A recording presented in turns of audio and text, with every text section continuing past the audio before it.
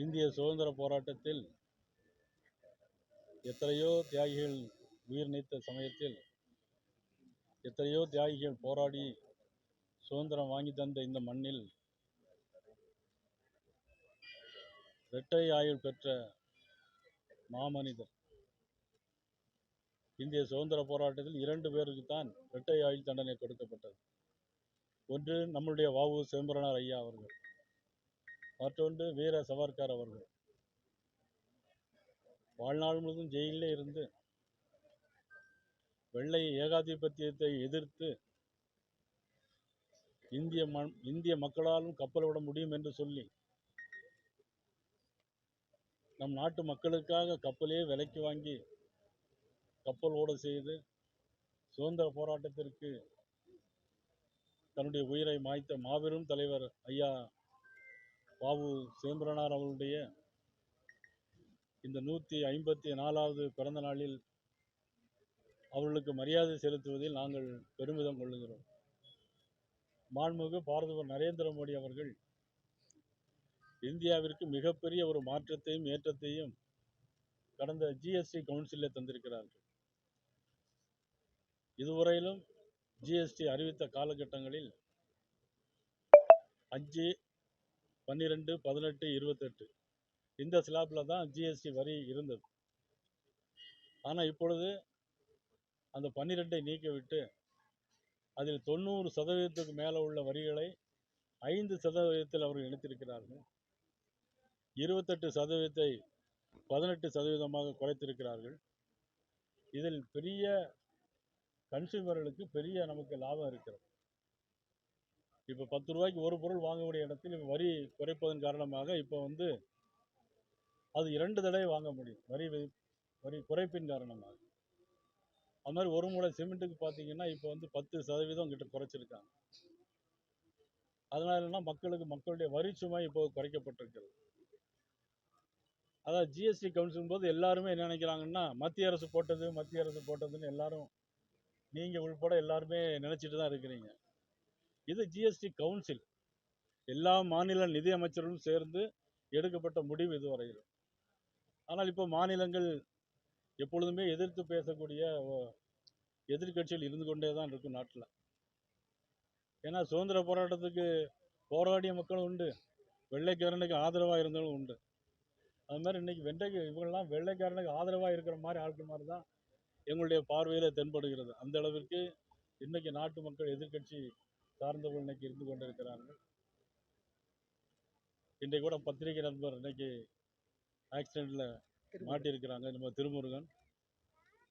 இப்போ உடனடியாக நான் ஜிஹெச்சில் பேசி அங்கே மதுரை மாவட்ட தலைவர் உடனடியாக அங்கே அனுப்பி ஏற்பாடுகள் அவருக்கு தெரிந்த என்ன வேண்டுமோ அதை செய்யறதுக்கு இருக்கிறோம். வேற என்ன சொன்னவங்களுக்கு இது மத்திய அரசு மட்டும் செய்யறதில்லை. எங்களுடைய நிதியமைச்சர் மாண்புமிகு நிர்மலா சீதாராமன் அவர்கள் மட்டும் சேர்ந்து எடுக்கப்பட்ட முடிவில்லை. இதுவரைக்கும் எல்லா முடிவுகளுமே அந்தந்த மாநில நிதியமைச்சர்கள், அந்தந்த மாநில முதலமைச்சர்களுடைய அவருடைய அறிவுரையை பெற்று தான் வந்திருப்பாங்கன்னு நினைக்கிறேன். எல்லா மாநிலத்தினுடைய எல்லா மாநில நிதியமைச்சர்களும் சேர்ந்து அப்படின்னா இது அவங்க ஏற்கனவே ஏன் சொல்லலை அப்படிங்கிறத எங்களுடைய கேள்வி.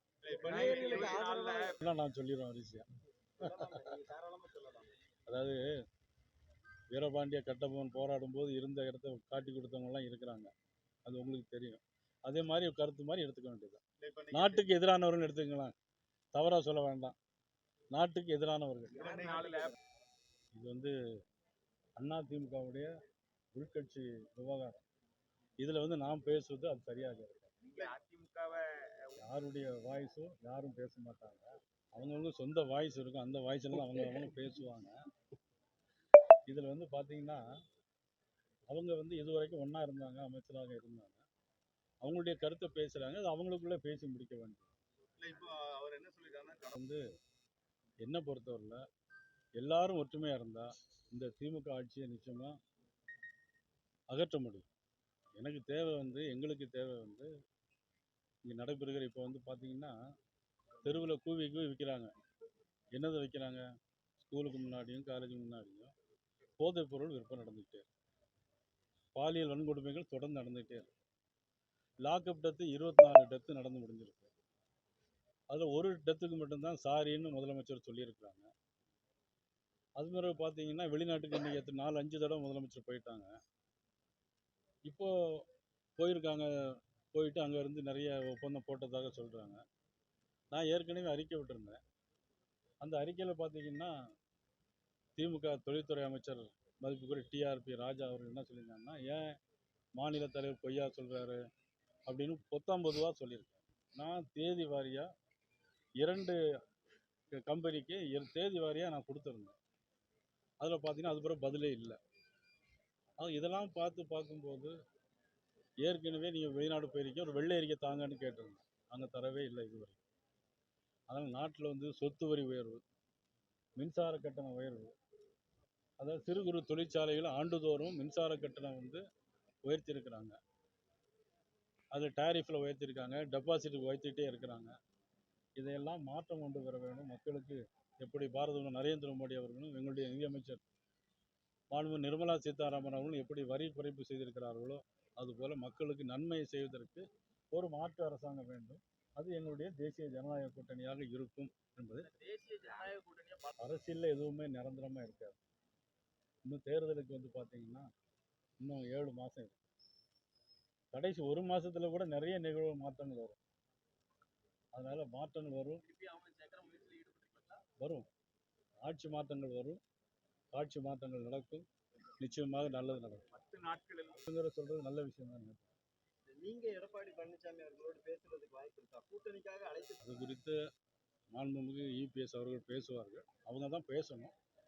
தேவைப்பட்டால் நம்ம பேசலாம். உங்களுடைய கூட்டணி வெற்றி பெறணும்னா எல்லாத்தையும் ஒன்று சேர்த்து ஆரம்ப காலத்திலிருந்து நான் அதை சொல்லிகிட்டே இருக்கேன். யாரெல்லாம் இணையணும்? எல்லாருமே இணையணும் எக்ஸப்ட் திமுக. ஓரணியில வரணும் எல்லாரும் வரும். எல்லோரும் எல்லாருமே வரணும், வர வேண்டும், வரும். டெல்லியில் நடைபெற்ற ஆலோசனை என்ன சொல்லியிருக்காரு? எனக்கே பார்த்தீங்கன்னா எனக்கு நிறைய நேற்று 24 கல்யாணம் ஒன்று கூட நான் போக முடியல. ஆனால் அவர் ஏற்கனவே சொல்லி அனுமதி வாங்கியிருந்தார் அவர். அதனால வரல. முக்கியமான ஒவ்வொருத்தருக்கும் நாளைக்கு எனக்கு ஒரு கூட்டம் வந்து எனக்கே போக முடியாத சூழ்நிலை வரலாம். ஆனால் இதெல்லாம் வந்து ஒரு நீங்கள் பெருசாக எடுத்துக்க வேண்டிய அவசியம் இல்லை. ஆல்வின் சொன்னல மதிப்புக்குரிய டிஆர்பி ராஜா அவர்களுடைய பதிலுக்கு நான் சொல்லியிருந்தேன். ஏற்கனவே இருக்கிற தொழிற்சாலைகள் தான். சதீஷ் ராஜா ஒரு கிறிஸ்தவர். அதை சொல்லக்கூடாது. ஏன்னா நான் வந்து மதத்தெல்லாம் பேசுறதில்லை, ஜாதி பற்றியும் பேசலை. அது வந்து வர்த்தக பிரிவினுடைய மாநில தலைவர் சீமா, மீனவர் அணியினுடைய கன்னியாகுமரி மாவட்டத்தில் சீமா, அவங்க சிறுபான்மையை சேர்ந்தவர்கள். ஏற்கனவே பால் கனகராஜ் என்னுடைய மாநில துணைத் தலைவர், அவங்க சிறுபான்மையினர் தான். ஏற்கனவே எங்கள் தேசிய கவுன்சிலர் இருக்கார் மதிப்புரை வேலூர் இப்ராஹிம், அவங்க சிறுபான்மையினர் தான். நிறைய பேர் இங்கே இருக்கிறாங்க. இங்கேயும் நம்ம சிறுபான்மையினர் இருக்கிறாங்க.